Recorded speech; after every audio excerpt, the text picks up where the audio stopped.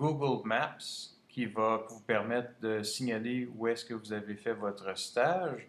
Donc, vous allez en haut en premier dans Multimédia, juste ici. Vous faites apparaître donc les éléments dans le multimédia et vous avez à droite la carte Google juste ici. Donc, on va prendre la carte Google, on la fait glisser dans l'endroit désiré dans le site. Et là, ensuite, vous avez une carte Google qui apparaît. En ce moment, la carte qui est là, c'est la carte de San Francisco. Comment je sais ça? Je vais sur la carte, je clique un seul coup, et là, vous avez un petit menu qui vient d'apparaître juste en haut ici, vous voyez? Donc, suivez la flèche, donc juste ici.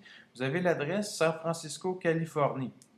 Donc, ce que vous voyez ici en ce moment, c'est San Francisco. Donc, ce que vous faites, vous allez ici et vous effacez San Francisco.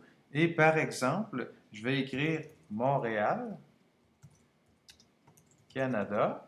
Et ensuite, je vais cliquer n'importe où ailleurs, mettons ici.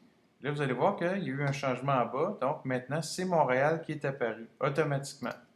Donc, si vous voulez maintenant faire des modifications par rapport à la carte de Montréal, vous sélectionnez, vous avez encore le menu qui est ici.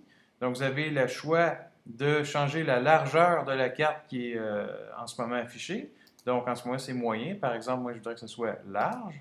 Donc, vous allez voir que la carte maintenant est plus large. La hauteur en ce moment est petite. Donc, si je fais large, la carte va être à son maximum. Vous allez voir donc la carte est très grande. Si vous voulez avoir une plus petite carte, vous allez ici, vous mettez petit comme largeur et aussi petit comme hauteur. Donc maintenant, j'ai une carte plus petite, celle du début. Si vous désirez avoir la carte ailleurs qu'à la position de gauche, donc vous pouvez la mettre au centre.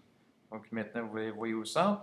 Et vous pouvez aussi la mettre à droite. Donc on la met, hop, là, elle n'apparaît pas, on va la mettre plutôt au centre, donc dans ce cas-ci.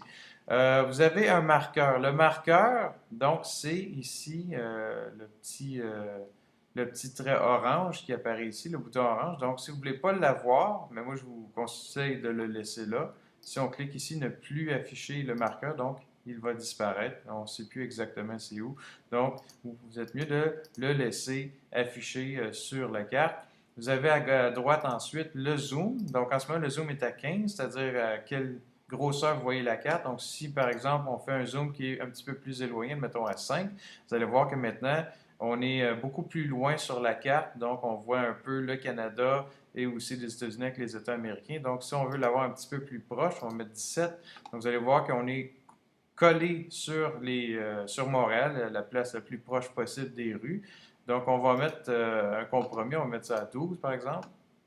Donc, vous avez Montréal plutôt avec le pont Victoria, etc.